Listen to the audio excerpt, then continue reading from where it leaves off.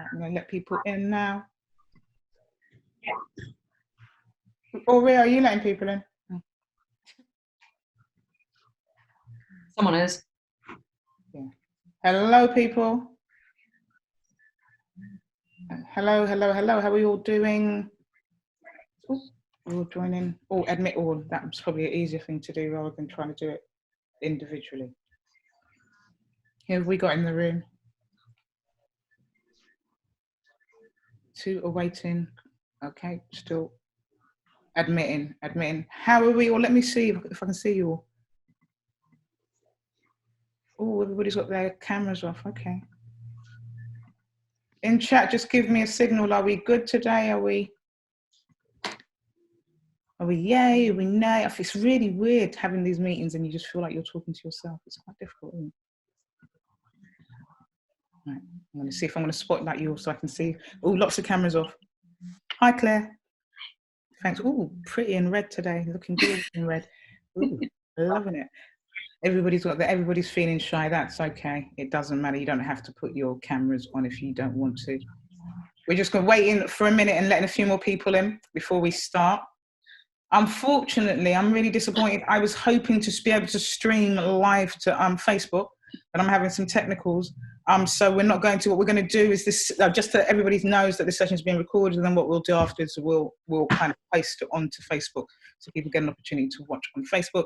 And Michelle, the lovely Michelle, who I'll be introducing you guys to as well, is just letting us know that she's somewhere that's a little bit noisy, so you might hear some background noise. Do you know what I mean? But we forgive you, Shelley. We forgive you. It's really nice to have you back, isn't it? Feels a bit like summer COVID talks, doesn't it, right? It's coming up in my memory, you know, I'm like, oh. Do you know what I mean? Doing those COVID talks. We'll give it a few more minutes. I think most of us, we've got quite a few people streaming in. Do you know what I mean? A few more people that we're waiting for before we kind of kick off. And guys, please, feel free to unmute at some point if you want to ask some questions, ask questions. The kind of purpose of this session is really about you guys and giving you the opportunity to ask these experts anything you want in terms of career. We're going to focus our conversations or center our conversation around kind of identifying the best ideal places for you to work or the ideal job for yourself. And sometimes that can feel challenging if you haven't been in work for a little while and you feel like you might just have to take any job that comes up. But actually within that, you still have the power to kind of decide what jobs you want and how you want that to look like. So we're hoping to, we'll get into that.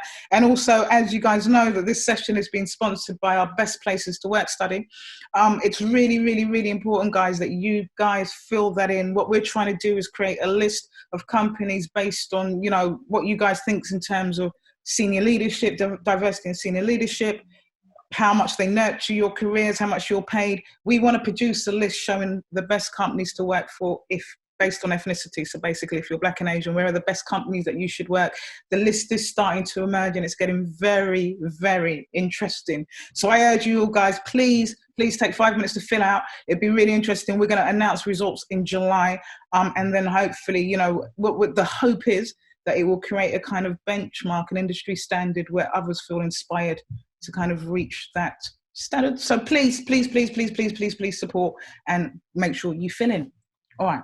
I think that's enough of me. I'm going to stop talking. We've got enough people here. Other people will stream in as and when they're ready. But let's kind of get cracking. What I'm going to do is just go around and introduce everybody first. Let's start with that. And Cheryl, you're next to me, so I'm going to introduce you. Michelle, for those who don't know you, most people know who you are, but just want to give them a brief introduction and remind them who you are.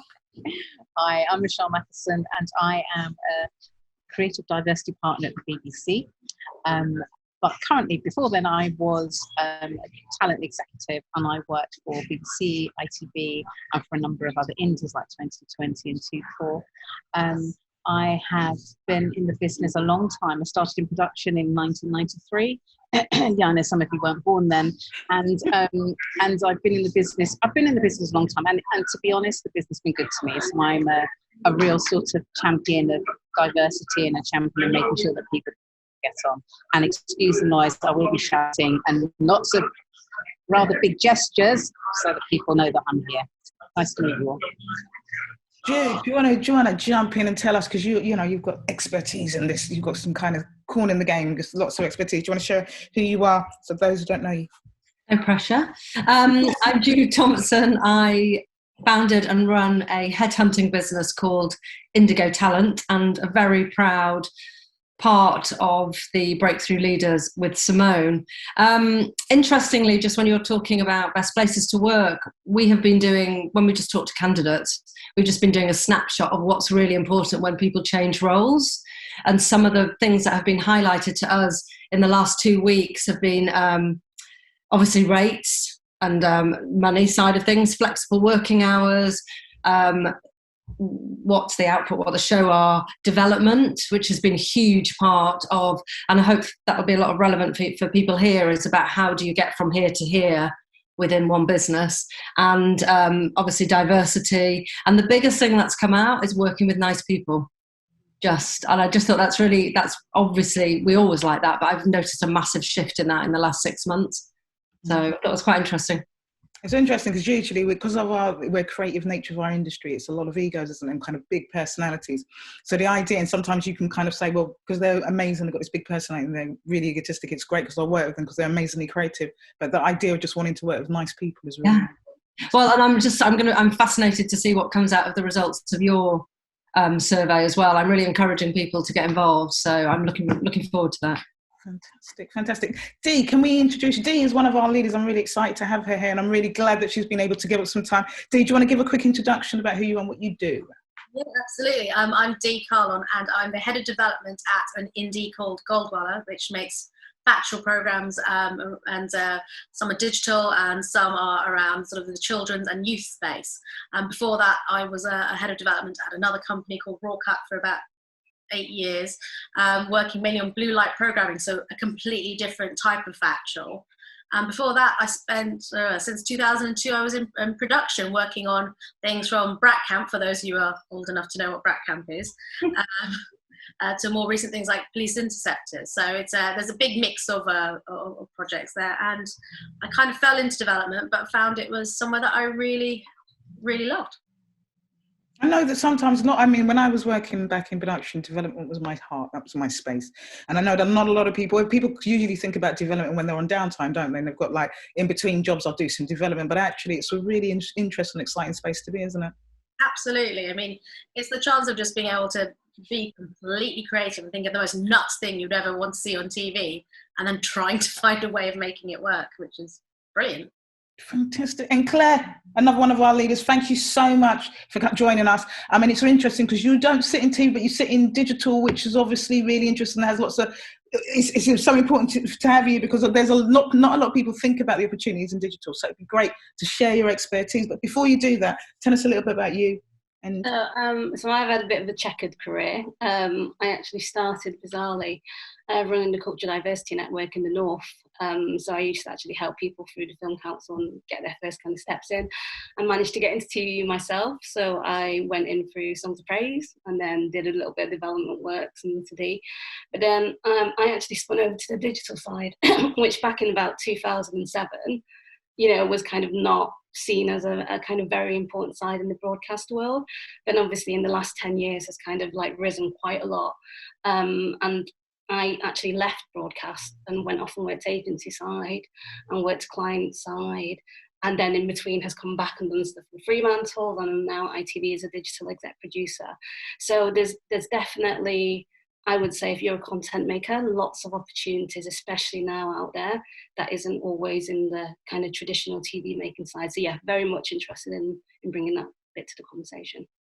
Fantastic. I know, like I was saying, that one of the things we're going to talk about is kind of finding that ideal job. And I know for some people, if I can see some of the names and some of us guys have been around for a little while, that can feel like actually you just want to take whatever job that comes about. But and I know, Jude, you mentioned it, but Shell, for you, you've worked kind of, obviously you work with, at the moment, with a lot of people of various diverse backgrounds in the current job that you're doing, but you was also a talent manager, so you basically nurture talent.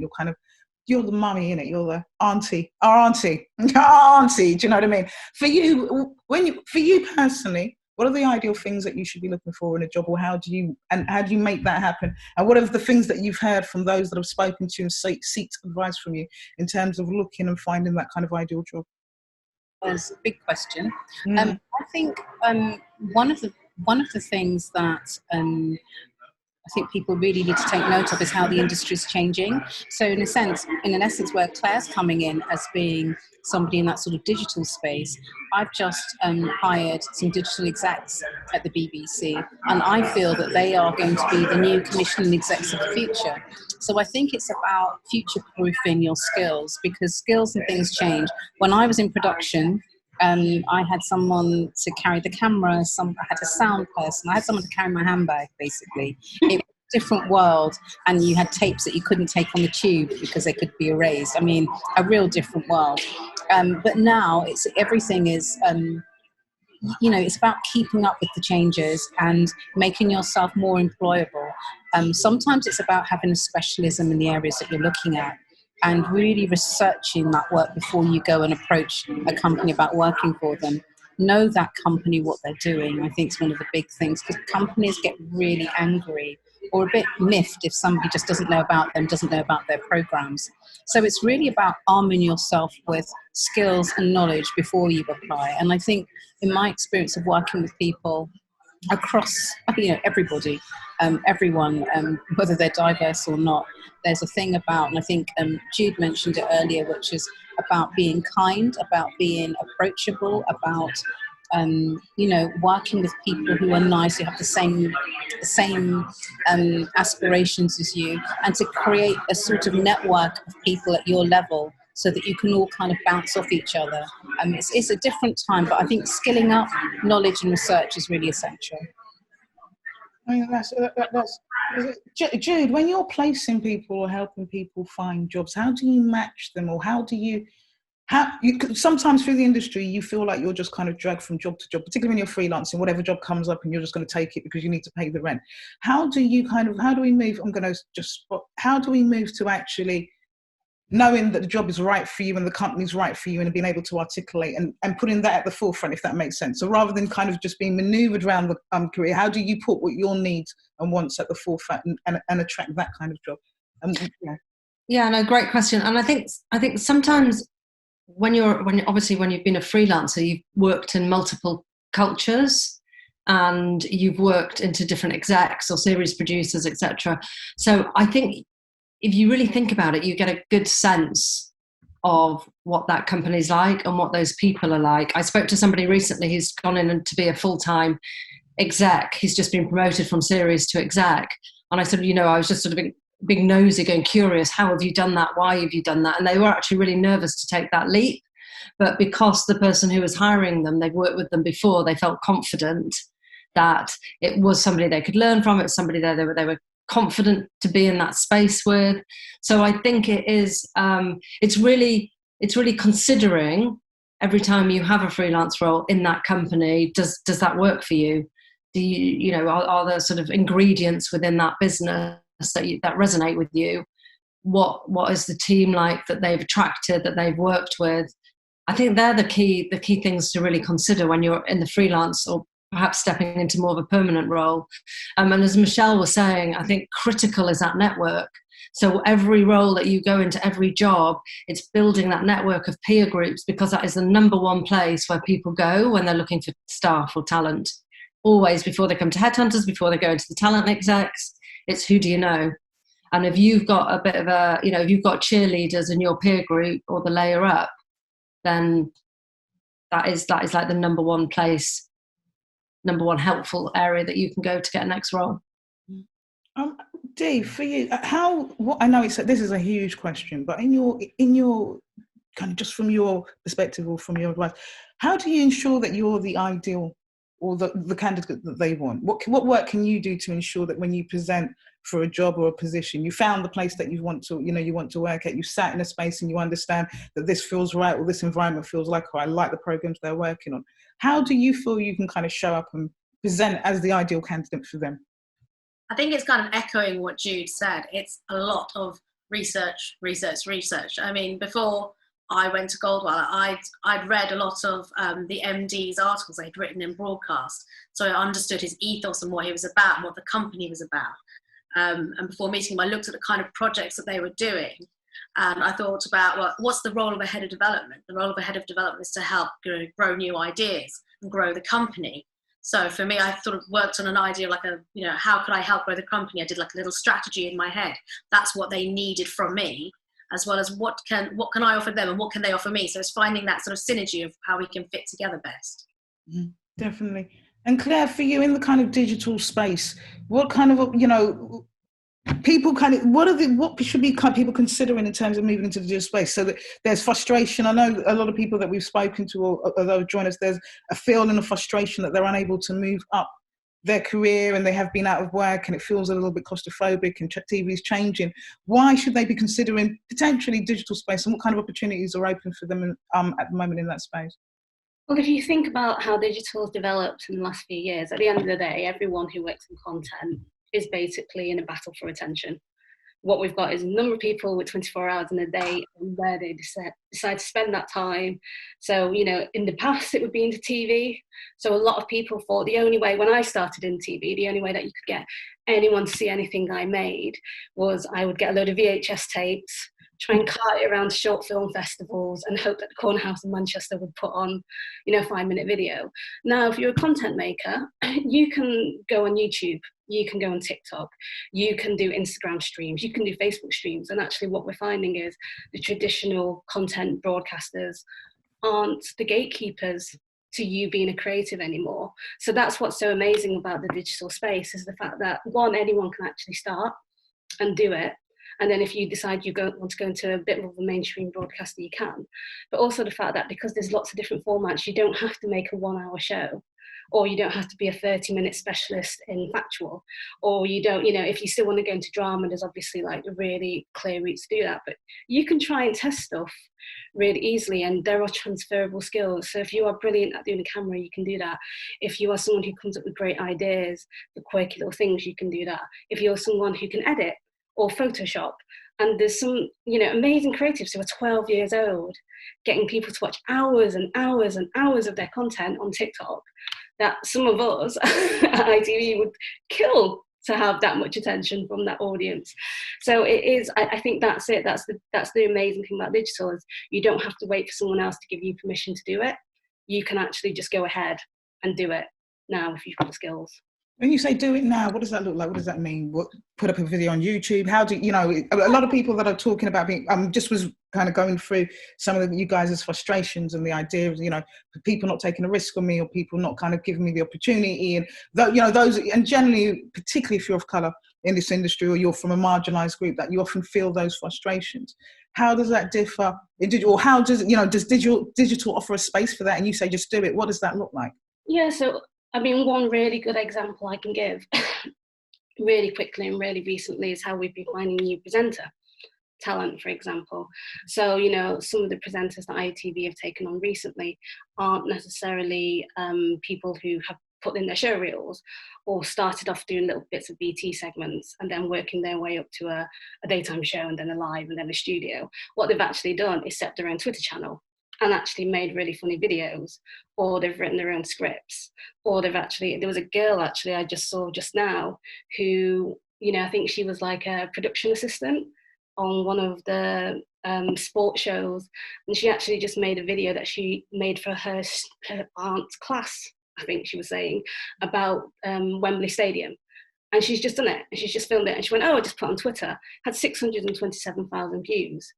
So if you actually think of like how many views would I get on TV? We might get 1 million if we're doing really well, like on linear TV. But actually, if you can get 627,000 views because you've just made a video presenting about Wembley Stadium and you've put it out there and all these people have seen it, the right people who can make changes for you are going to see it as well. Whereas if she'd never done that in the first place, and relied on the networks of, an agent and then someone passing on, but she might not have got there. So if you can, that's what I mean, if you've got a phone these days, you can film yourself and you can put yourself out there. So, you shouldn't necessarily wait for people to come to you. You can put yourself out there and get people to receive it, I'd say. I mean, I'm going to come back to you. There's a few things that come up from Bill. I think, and I agree that you just have to have the confidence to kind of, and the conviction to kind of go for it. There was a question that came in from somebody that was asking, in terms of finding out whether the company's right for you, what kind of questions should you be asking in an interview? Shell, can I ask you, and then we'll kind of go round as well? No, I think it's about the role and the job, first of all. I mean, it depends what level you're at as well. So if you're a series producer, you're going to be looking at how a company is structured, and you're going to be asking questions about your team and how much autonomy you have with your team, etc. When you're coming in at sort of research or AP level, you're really looking at what's that program, what am I going to be doing on that program, am I going to be able to get a chance to go into the edit, am I going to get a chance to shoot some footage, those sorts of questions. You really have to work out what is it that you want. So, and you know, if we're talking about roles and jobs, especially during this crisis, and even before, actually, people were finding it difficult to keep in the same genre, you know, work in the same type of thing. So if you like history programs and you worked on one history program and then an ENTS program came up, you might jump and do an ENTS program because you've had to wait 2 months and you haven't had you know, another job come up. So I think there's this sort of, what I find with a lot of people who are primarily diverse, their CV has gone around the shop a bit because they're having to work. But what I do when I see those sorts of CVs come in is to say, look at the wealth of knowledge and talent and their breadth of understanding programming. They would be ideal for this. So I think you have to decide as someone who's going for a role, what do you want out of it? What can that role do for you? And how's that going to push your career further? So if you've been doing, for example, lots of factual entertainment programs at the same sorts of formats, try and move to a different type of format, because you'll get pigeonholed and siloed and you won't be able to move. And once that genre is no longer popular, you'll find it really difficult to get another job. So just be really aware of how long you should stay in a particular role. So what is that role doing for you? I think that's the question I would ask. Mm. So Jude, kind of picking that up, if we don't have a Michelle in our you know, when we have Michelle kind of being able to justify or explain away your CV and why your CV is kind of higgledy-piggledy, what can we do to kind of present? So you've got your CV and, you know, I'm of colour and it's been challenging, I've got to work at various different spaces, but I'm going for this role, and my CV, you know, 1 minute I was a researcher, then I was a producer director, then I was an AP, then I was how do I present that in a way that, you know, that tells the right story to my potential employer? I guess that's the question. Yeah, I mean, it is a lot more challenging if it's, you know, some sort of talent managers, and I'm not generalizing at all, but sometimes, you know, they're working to production heads who just want a tick box. I guess we've all seen that, and that is when it becomes a bit more challenging if there's no Michelle there. So the other thing I would just point out is what we sometimes stands out for us is if you put references on the bottom, you know, obviously not the actual reference, but if you put certain names of people that you've worked with who are well known or respected or known, that just stand out a little bit.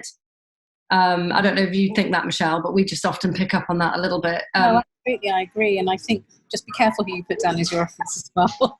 Because make sure they know. Otherwise, it's really bad, because I can pick up the phone and speak to anybody you've got on there. And if they say, I don't know who you're talking about, or, oh my God, no, I'd never. Just make sure that the person you're putting down is someone you've worked with and you know that they've liked your work. And also do that, you know, be courteous and actually drop them an email or saying, would you mind if I put you down as a reference? I really enjoyed the time we worked on this. This is what I learned. You know, again, you're just sort of getting a bit of a cheerleader for yourself. So I would suggest that. Just coming back to one, I'm just going on a tangent slightly, sorry. Just coming back to the questions when we're thinking about interviews. You know, remember, an interview is a two-way thing. Absolutely, you know, they want to see what you're about, but I totally, back to the question that we had online, it's about seeing what that company's like. And as Michelle said, when it's a specific role, there are specific questions there. But also, we always think these are good questions. Things like, ask the person who's interviewing what attracted you to the company, because it's quite interesting to hear what their thoughts are, because obviously they've been there for some time. You know, you could say, I'm really interested in culture. I'm curious, what are the values of the business? That's fascinating, because if a company's thought about their values and the culture, that's a massive awareness and a tick, or just how somebody even answers that question. And one thing I would say is after every interview, find the email address and thank the person you met. Thank you notes, thank you messages are totally underrated. And even like when we're hiring at CEO levels, you'll be surprised where people haven't done that and it's noted. So you're laughing. No. Do you know what's really brilliant is that we just had a question asking how frequently should we follow up our interviews? And I don't know if you were responding to that question. I was like, either she's psychic or she's reading. But how frequently? Like, because you don't want to kind of be a bugaboo or seem like you're really desperate. So what's the kind of etiquette or the protocol around that? Okay, so my etiquette, I would suggest, and I've seen this at all different levels, is find their email address, send them a note saying thank you for their time. Everybody's busy, we know that, especially production staff. Thank you for the time, really enjoyed the meeting. If there's anything specific in the interview that came up for you or that you jumped on, mention that, because also if people are seeing quite a few people, it's good just to be reminded. If there's something really, really, really that you came out of the meeting and forgot to say, pop it in there. Short, sweet, but it's polite. It's good manners. Underrated good manners these days. Claire, you spoke, and I'm going to come to you in a minute, Dee, but Claire, you spoke about having quite a varied career, right? That you kind of did quite a few things before you kind of found your home or where you are now. How did you kind of get over that issue in terms of presenting your CV in a way that really spoke to the role that you're talking to? So Michelle said that oftentimes we're doing all different types of things and you present your CV, and unless Michelle's in the office in the ear saying, well, listen, it's because blah, blah, blah. How do we, what's the story that we're saying into CV? And I heard that you mentioned that you'd had various different roles. So how did you deal with that? Yeah, and my roles are quite checkered as well. So, I've spoken to recruitment people and they've gone, that's bad, you've been there for 4 months, or, what we have to do during the 7-month gap. But I really do find that you have to adapt. So what you can't have is one CV that fits all. You literally have to move to whatever the job is. So if I go to a job that is much more broadcast and editorial heavy, that's what I have to pull on. So I will bring up the ITV, BBC, Fremantle credentials. And I always say this to everyone I talk to on CVs as well. Put the relevant information. You don't, I get so many new starters, especially who put in working in a coffee shop or working in a warehouse, and I've kind of gone, they're great if you can pull the experience from it. So if the experience is you've had customer facing experience, or it meant that you've had to work with clients, or you've had some kind of financial responsibility, great. But otherwise, don't just put a chronological order of things and then adapt what is relevant to the job. So that's always, one thing I do is read the job description. That's why it's there. They put the skills and the things that they want already. Literally go through it and go, what is my example of me fulfilling this thing? And then put it in your CV. So, I went quite through, there's been quite senior jobs I've gone for, and they've literally just gone, we're just looking at your CV. You don't get to write a nice long cover letter or an application process to say why you're best for the job. They're just looking at your CV. So make it succinct, but make it relevant, I think, and adapt it to each job is what I've had to do. Really. I'm going to talk to Dee about kind of ideas and how that can help you attract jobs. But I just want to pick up on this point, because usually when we talk about CVs, we're told to do it chronologically, aren't we? The most recent jobs first, and that's what you do. And if your most recent job was a coffee shop, do you know what I mean? How do you, and I hear your point, I'm going to just ask Cheryl, because I know you deal with, both of you, Cheryl and Jude, because obviously you deal with a lot of kind of talent, or you had in the past. Is that right? How would you get round by putting your most relevant, and if the dates are right, how do you work around that? Because we are kind of used to seeing CVs in date order. What advice would you give around that? You are used to seeing CVs in date order, but obviously there are different things. So you can have all your production experience, that should be in date order. If you've done any, have I frozen? Oh, no. I'm just like, so any production experience, yes, it should be in date order. Any experience, any other relevant experience, I normally put that into date order. What some companies do, and they say, well, there's a big gap there. Now, it could be that you had a baby. For a lot of women, they're not going to put that down. It could be that you're caring for somebody, and they're not going to put that down. I think that people haven't got a job, so they think, what could I be doing? So some people say, I've been off doing branded content, or I've been doing such and such, or I've been working for my own company, because there's a gap, and people zoom into that gap and not onto the experience that you've been asked So that's something where people get a bit worried about putting things down in chronological order. For me, when I'm looking at a CV, I'm talking through the relevant parts of the CV that I think are crucial to the role that I'm hiring for. So I will skip some things, and I will ask them to talk about certain things, and ask them to talk about things that are relevant that I feel to the role. But I do think make sure you've bunched your production credentials and credits, and then any other experience, training or anything like that. And come clean when you're in a meeting. You know, if you've had a baby and you've been off for a year and a half, 2 years, you might say, if people can be off that long, I think I was off for 5 months.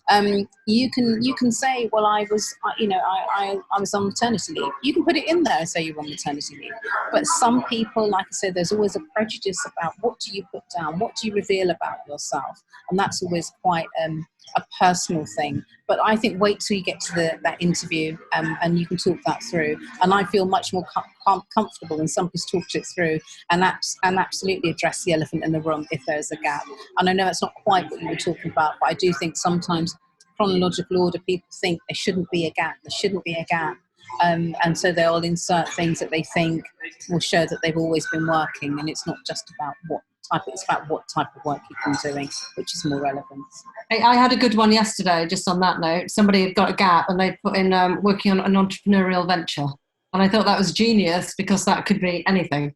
Well, I was going to say, because what I was going to ask you, Judy, is when I was working, I would always put I was in development. Sorry, D. And I was always right. I'm in developing program ideas, and that was why I had this gap. So anytime there was I had a gap, I would call that development time, and that would be what I was doing. But and I do one-to-ones with people, and I've always advised people to maybe pull out their most relevant jobs and put them at the top of the CV, and then kind of go into date order chronologically about their production experience. Is that a right thing to do, Jude? Is that good advice? I don't know. Is that good etiquette? I don't, what's the right thing when we kind of, some of your experience isn't the right experience or relevant for the job? How best to kind of navigate through that? Well, it probably depends on level, and I completely agree. If you're going for a production job, get the relevance of your production roles in there. At a more sort of staff role, more senior, we go chronological. You've still got, what I quite like seeing is not that sort of, half-page paragraph of I've got great communication skills, but kind of I quite like highlights of bullet points. So exactly to Claire's point of view, if you're making it relevant, then look on the job spec, look on the advert, and pull out 4 things and your experience that is relevant to that. I really like to see that, and then go into your chronological piece. You can't capture everything you've done in 2 pages or 1 page, especially when you get to kind of creative director level. So yeah, the bullet points are brilliant. Yeah, and I think also to add, you have a different CV for every role you go for. Exactly. So, you revise your CV, you save it as, this particular job, fact-end job, this is a factual job, this is an ENTS role. Be quite specific, save your CVs, alter your CVs, so that when I'm looking at it, or anyone in this room's looking at a CV, you can kind of go, they've absolutely nailed it. It's almost like not a spell checker, but when something comes up and there's certain words flash up, those sorts of things that you're looking for when you're quickly scanning a CV of somebody that you haven't worked with before, which is really important. Dee, I wanted to ask you, because like I said, I used to use development, kind of being in development, downtime in development, as a kind of to explain the way breaks on my CV. I don't know if that's appropriate or not, but that's what I used to do, hands up. But sometimes, I know you're in development, having ideas, is that a good way to introduce yourself to companies, do you think? Is that a good way to kind of get them to make, and how do you do that? How do you navigate that space by doing that? Absolutely. I mean, at my last place where I was head of development and here, my email has always been on the company website, and I've had people email me like, I'd like to talk to you about an idea that I'm interested in, and I will try and fit time in to talk to that person about their idea. If it fits in with what the company's known for, if it's something completely different, I'll redirect them saying, look, you're better off talking to someone that, like this company, that does a lot more reality. But talking to the people in development, then you can build a relationship. And I don't expect people to work for free, because it's pretty much unfair. So we'll try and make an arrangement and draw up a contract that, if it gets to a certain degree, then, you would have, I don't know, either working on it and a percentage of whatever the the money that comes out of it, just to make sure that there's, you're being rewarded for your creative intelligence, as well as the effort you're putting into it. What people always forget is that the heads of development are the people who know what's been commissioned at the company. So when I know what's being commissioned, I know we're going to be crewing up for people soon. And I'm quite happy to pass on CVs of people that I've been talking to or working with, or have been in touch with me and told me what they're interested in, to the team that are going to be making that. Top tip, to speak to the head of development. That's a top tip there. I would have never necessarily thought of that. Do you know what I mean? And sometimes I just to kind of that point about ideas, because I used to send in a lot of like you've watched a program and they're doing a series and you think, well, why didn't they cover that? And that'd be a great idea. And I'd use that as a calling card, but also know your ideas. I think that there's levels. I don't know if you agree, Dee, that there's levels of ideas. There's your babies. Those the ones that if you saw it on TV and somebody else made, you would just die. Your heart would be ripped out. And there's the ideas that you don't care so much about. So just, Dee, do you agree with that in terms of when you share ideas, or is it about sharing ideas? Is there, how do you protect your heart from seeing that idea being made by somebody else, particularly if you're sending out ideas to kind of introduce yourself to a company? I think you kind of have to sort of harden your heart a little bit to a degree. I mean, there's a million things that I've come up with that I've seen somebody else make, and I've been like, why didn't it come from me? Why didn't it come from my company? But you just have to let it go, because every idea has kind of already been out there in some form or another, but they've just got an extra twist, or it's been the right timing. And these are things that are out of your control. So you just need to let it go. Don't let it hold a grudge, and don't let it build a chip on your shoulder. And when you're going to companies with ideas, if it's because you've got something that's an exclusive access to something, you don't need to give them the details of who that is. That's your personal stuff. You can give that to them once you've reached an agreement about how this is going to work together. So just make sure that you have faith in yourself, that your idea is something that you totally believe in, but don't let the emotional attachment to it cloud what you could do with it. Such great advice, and that's really good advice. Claire, I've got a question for you. And this is coming in from Anna Bates. She's saying, and I have a question for Claire. If possible, I'd love to get some experience working in digital, YouTube, or branded content, but my career is in broadcast TV, shooting AP, junior producer. Where can we find those types of organisation if we don't have prior digital or branded content experience? Do you think companies feel that do you think companies feel that you can bring transferable skills from broadcast? Thanks. Yeah, absolutely. So the thing is, everyone in the past, especially branded content wise, there are a lot of people who relied on creative agencies, and that they were the people that kind of made the content. Now every man and his dog wants to make content, because they're smart enough to know that they can run their own social channels. If you look at all the fast fashion brands especially, they do so well. I was talking to someone the other day and they were going, oh, we put something out to a newspaper and it got 73 comments, and then for some reason Boohoo put something out and they got 7,000. How's Boohoo suddenly a broadcaster? And we were like, well, because what they do is they're really good at making content. So actually there's no, like I say about the non-traditional spaces, if you are someone who can self-shoot, if you are someone who can edit, if you are someone who can write scripts, if you are someone who can put a story together, if you are someone who knows about copyright, oh my God, that is so important in social media and digital. If you are someone who knows how to do a call sheet, if you know someone who knows how to light, if you know how to edit, cut to music, they are all transferable skills in the digital and content making world. So yes, absolutely. If you are someone who has made VTs, short form, long form, anything in the TV world, and now want to move over to the digital world, it's actually, if anything, they're crying out for people like you. So we have a place in Manchester called the Hook Group, which is a beauty retail seller. They are about to make the biggest studio in the UK, and they need a ton of people to come and work in their production studios. It's making beauty-based products and beauty-based videos, but actually they need really good storytellers and producers and writers, and they are crying out for them, and they don't know where to go because they've not come from the content making world, they've come from the marketing world or the retail world.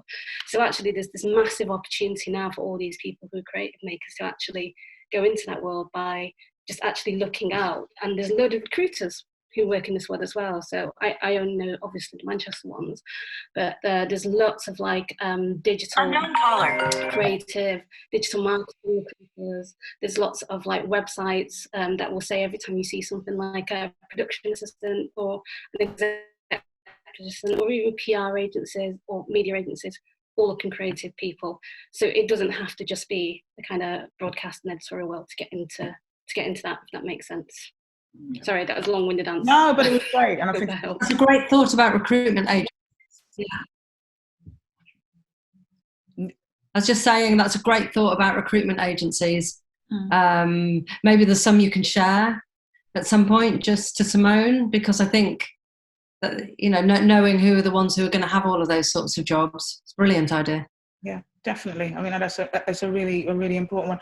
I'm kind of slightly nervous to ask this question, because I think somebody that works in my team may be trying to tell me something, but when is the right time to request evaluation? And potentially a pay rise, but when is a good time to kind of start broaching that question? So you've been at a company and you want to know how it's going for them and how it's going for you. Is that something that you would request, or is that something that you wear? Usually there's a yearly evaluation process, isn't there? Or is that what, I don't know, does that still happen, that most companies get a year and they evaluate? When is that an appropriate thing to ask, and when is the right time to ask that? I'm going to throw that to Jude because your mic's up. It depends. You know, a lot of companies have structures which have like annual appraisals where you talk about objectives, you get feedback. There is more and more move away from that, we're sensing. And some companies, and certainly what we do in our company, is we do a 3-month check-in, because I think a lot can happen in a quarter. And you know what, a lot more companies have done that over COVID as well, just to really make sure they're checking in for, you know, a lot of reasons about how things are shifting. But if you're looking on the pay rise side of things, that tends to be an annual occurrence.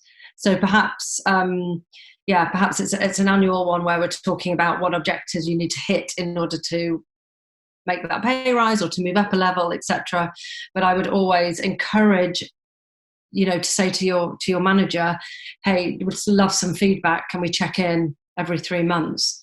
You know, you're proactive. I think that's amazing that you're looking for feedback. I mean, that's true. But also that brings us nicely, I mean, there's a conversation around rates and negotiating the right rates, or knowing the right rates, and particularly if you haven't worked for a little while or you're entering the industry, that you may feel inclined to just take whatever rate is given to you. Shell, have you got any thoughts or any advice around rates and how to navigate or negotiate a rate? Yeah, how do you get that rate that feels right for you? It's a difficult thing. It's personal. There are so many different ways of looking at it. If your staff, as Jude said, you have to follow the staff kind of protocol. So it's either every 3 months, every 6 months, every 12 months you can ask, but it's generally annually that they'll give you some form of a pay rise, and they tend to be incremental.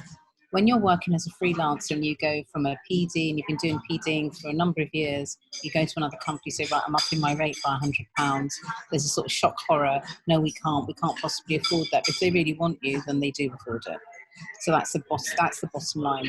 I think when you're coming into the industry of that sort of 450, 500 a week, you're getting quite a lot of money for a fairly junior role. You're working really hard, but you are getting quite a lot of money compared to maybe your contemporaries outside of the media world, and you're working on programs that are amazing and everybody wants to know about, etc. So initially when you start, you feel like you've hit the jackpot, but as you go on, you realise that you're working really, really long hours, you're having to do an awful lot of work, a lot of pressure, and your money isn't going up as much as you would like. It's sometimes when you've moved from one company to another, you'll say my rates change when you come back.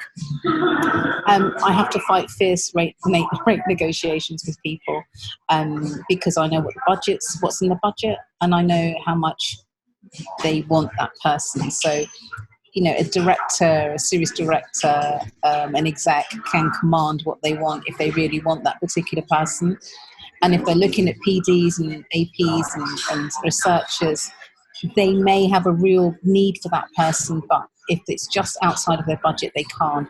And so there's, you have to sort of relent at some time. I mean, finding out, talking to your peers, and sometimes it's a good thing, sometimes it's a bad thing. Because sometimes your peers will exaggerate what they're getting, so it doesn't feel like they're getting a really low rate. But generally, you can find out the rates in companies of what they roughly pay for a researcher, an AP and a PD.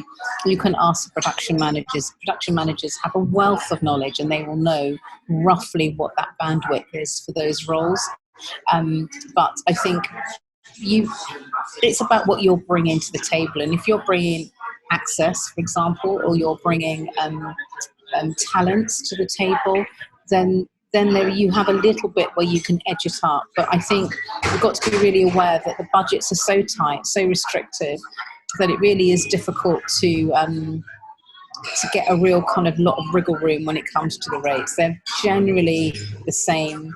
Entertainment tend to pay more because their budgets are bigger. Drama will pay more because their budgets are bigger. Whereas factual entertainment, daytime will pay lower because, not necessarily lower, but their budgets are smaller and it's a much longer run of episodes. And so, where you're losing in one bit, you're getting a 6-month run. So it's really swings and roundabouts. Jude, when you kind of come into negotiating rates, and like what Michelle's saying is sometimes rates are quite fixed, so there's not that much wiggle room. What else are the other things that you could be thinking about negotiating, like the edit or what, that can kind of make you feel like, all right, I might have taken a bit of an L in terms of payment, but actually I'm going to gain so many other things, or I've got an opportunity to kind of skill up in this job. Is there other things that you could be doing in that job that could really, so you're not getting the pay that you want, but you can ask for other things? What are those types of things you could be asking for? Well, that was interesting to listen to you, Michelle, and I wonder whether there should be more transparency around those bandwidths. That's a whole nother conversation.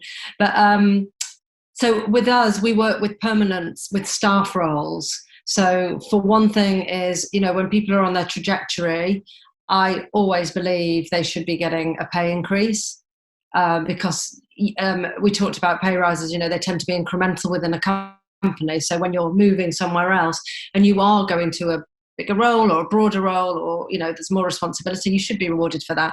So when you work with somebody like us, then you get that middle person to help you negotiate. But in some cases where there just isn't the margin, or it's going to a smaller company where they just don't have the budgets the same as some of the bigger production companies, then we've done this recently with somebody really senior. They really wanted the job, but it was moving for less money.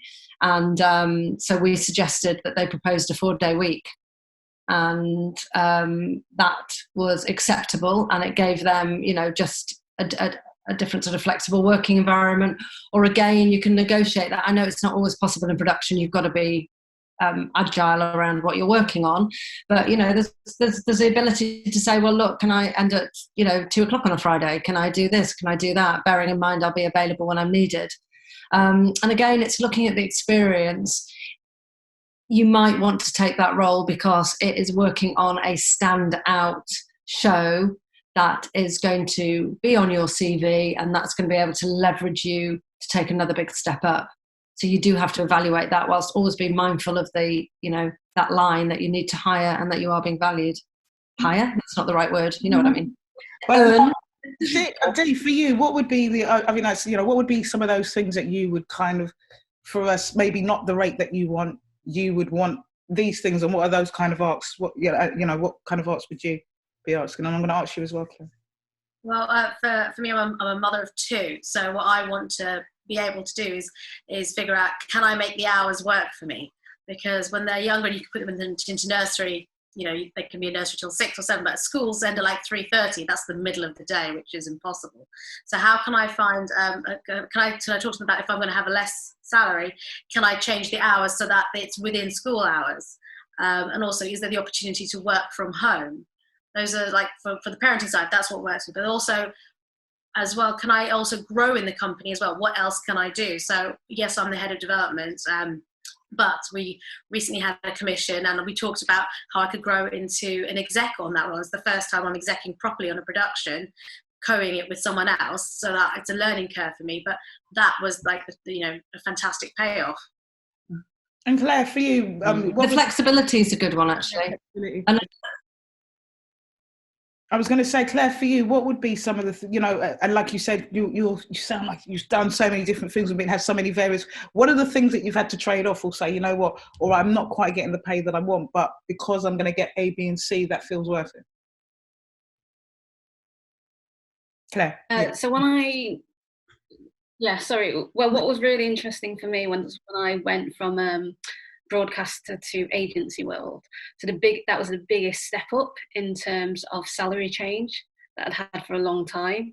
So obviously when I was in broadcasters, I'd, like maybe if I was lucky, I'd get my 3%, or, my next contract I managed to negotiate like a 2% pay rise or something. But when I went over to agency side, I suddenly went like that.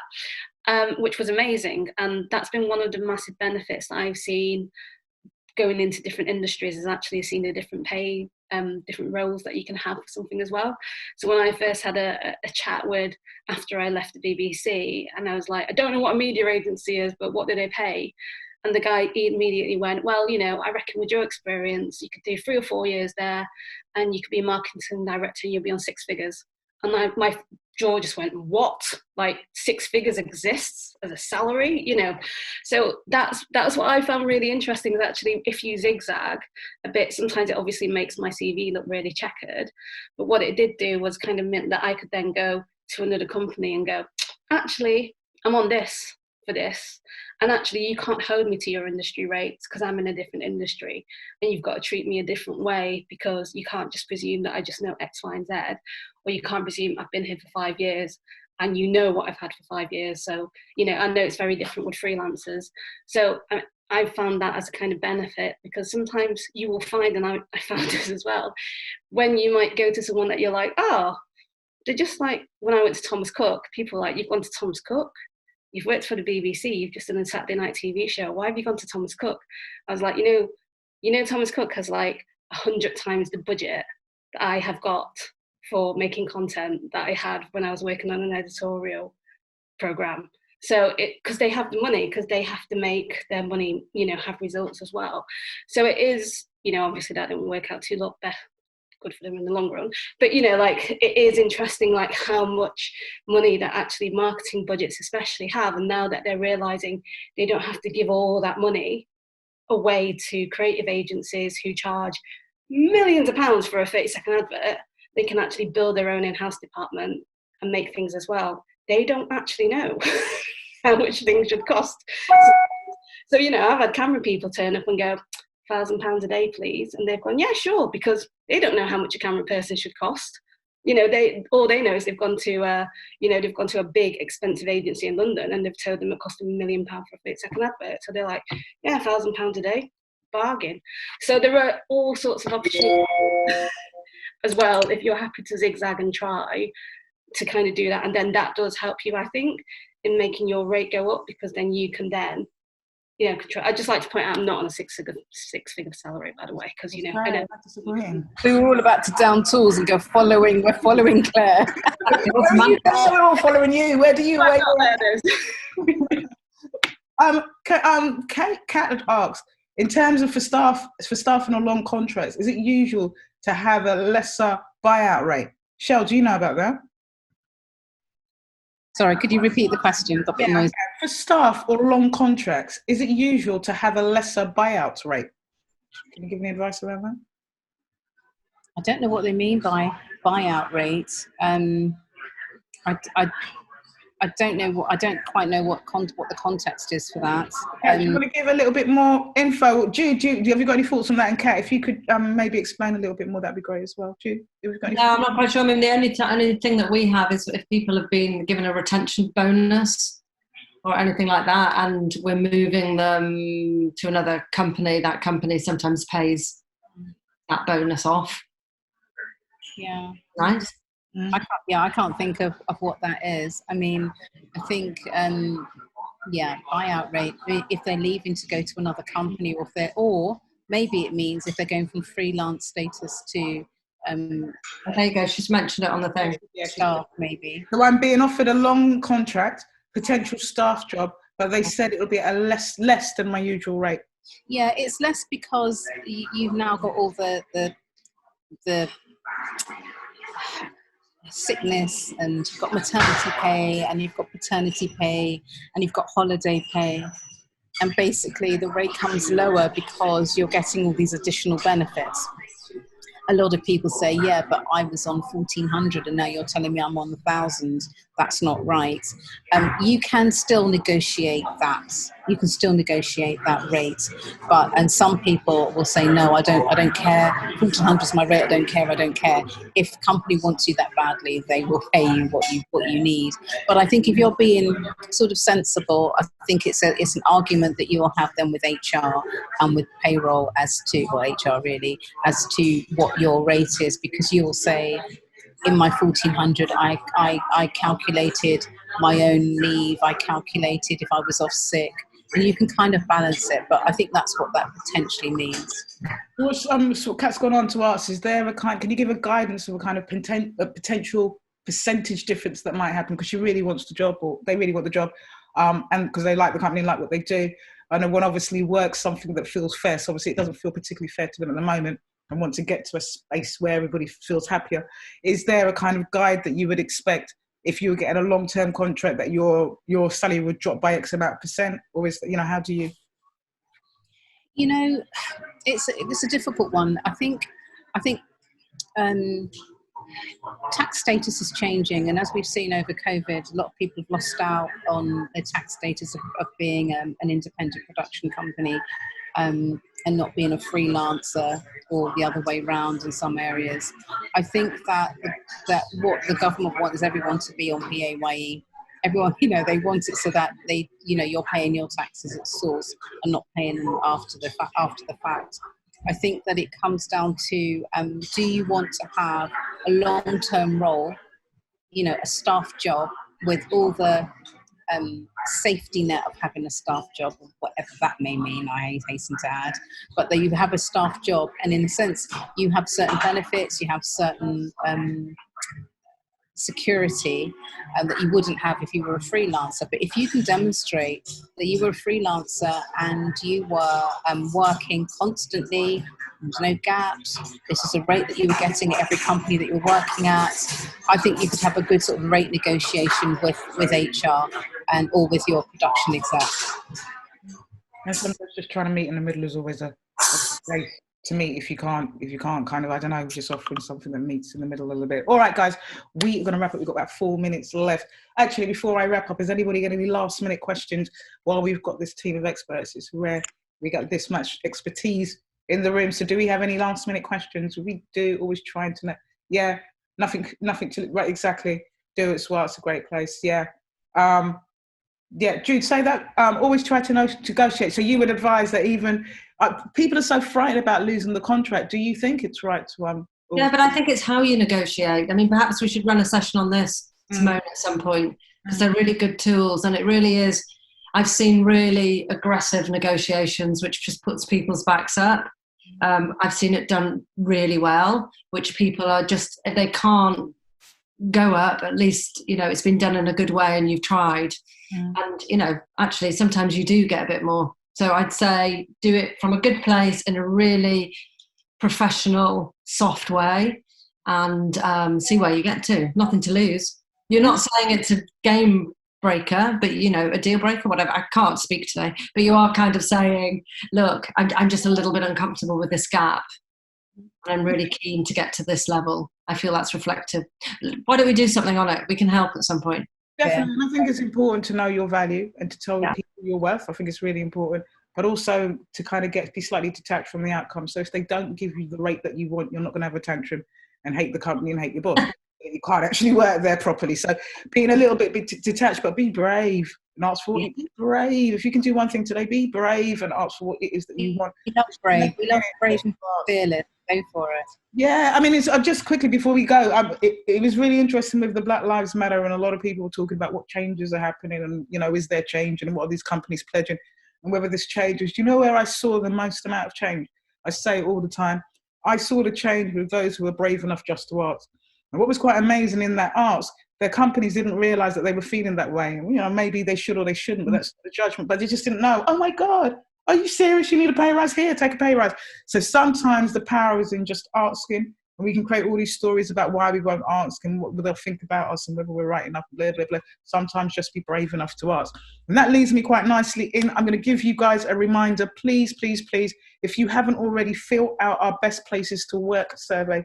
We are creating a list of the best places to work based on ethnicity. Where are the best places to work if you're Black or Asian? Where are the best places to work if you're white? It doesn't matter what color you are. Just get involved. Let's see what's working, what's not working. There's been a lot of conversations around diversity inclusions. Who are the companies that are getting it right?